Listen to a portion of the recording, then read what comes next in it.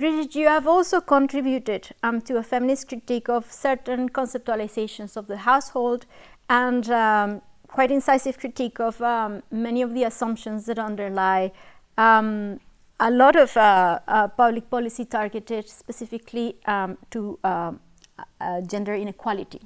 And I want to ask you a couple of things about this. Could you tell us a bit about the context where questions around gender and gender inequality are rooted in your work? And could you also tell us a bit about how your work was received among feminist audiences? And lastly, I would like to ask you, what do you make of the so-called social reproduction turn that it's arguably taking place in political or critical political economy at present? Of course, for me, all of this came out of the tremendous liberation that the rise of feminism, which had been extremely limited as a force in US society, in the late 60s and 70s, it really took off, and we had all of these study groups and everything. But of course, what came up quickly was the relationship to intersections. We didn't call them that then, but that came up.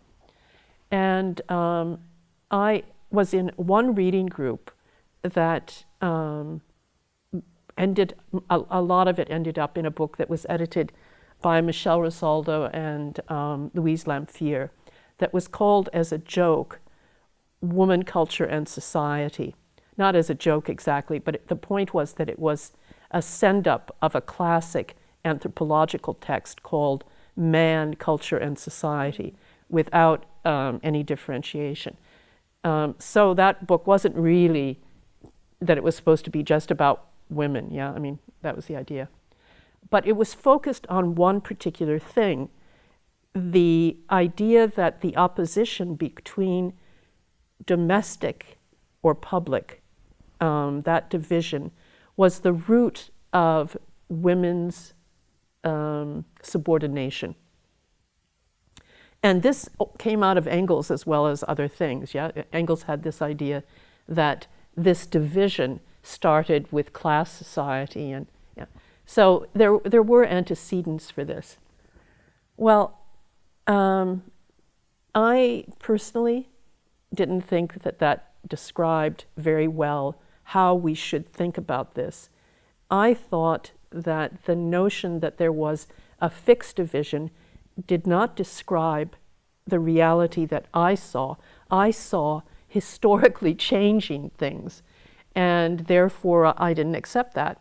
So I wrote my paper in a different way, and it was originally cut by the publisher, who said, you know, it doesn't follow the domestic-public divide.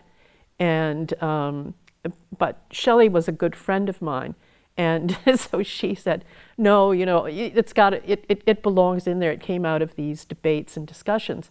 And in fact, she, a few years later, wrote a paper which took my same position. So the whole idea that you could look at women's subordination as being rooted in these reproductive roles in the domestic domain, that kind of lost respectability within feminist anthropology more generally. And the same thing came up when Measu did his study of South Africa. And I wrote a critique of that at that point. And so did Olivia Harris and whoever worked with her. And I problematized what seemed to me to be the same kind of division in which social reproduction was taken to be, for him, the reproduction of the labor force. And that this was the root of why you saw the domestic community, etc., subordination of women and subordination of younger men. Yeah, so this story. And it was the same point. That kind of dualism I found really unuseful. And it seemed to me that what we can see most of the time is that wages also reproduce labor. It's just that they don't do all of it. Yeah. So that what you have to understand, and things which were once classified as domestic labor can become commercialized, and things that were handled in the market can suddenly be, handled right over to unpaid labor. And those processes seem to me to be the real issues. So it's out of that what I think is probably my most consistent position on anything is that I don't find that kind of dualism useful. And that has emerged, as an important position. So it means I don't really feel very good about the separation of social reproduction and production today either. Yeah, I don't think it's useful. I don't think it gives you the right questions that you need to ask about the historical processes and contradictions. The other one that I actually think is debatable, but which I would not write about, I think, but that comes up for me in the stuff on health, which is the relationship between the social and the biological. So therefore, not that I'm going to get rid of it or anything, but actually I really had problems with the emergence of the concept of gender as meaning the social construction of biological difference. I thought, well, biological differences don't have priority.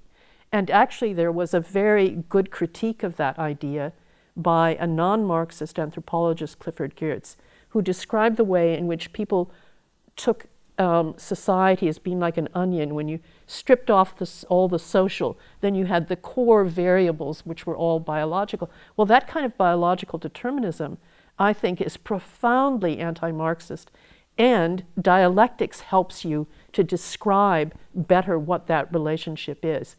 But believe me, I'm not going to displace the concept of gender, but I think we should recognize that it comes with an idea that is potentially dangerous and which also comes up once you're looking at questions of public health. And in both cases, I guess, ultimately linking to tensions with methodological individualism. Yeah.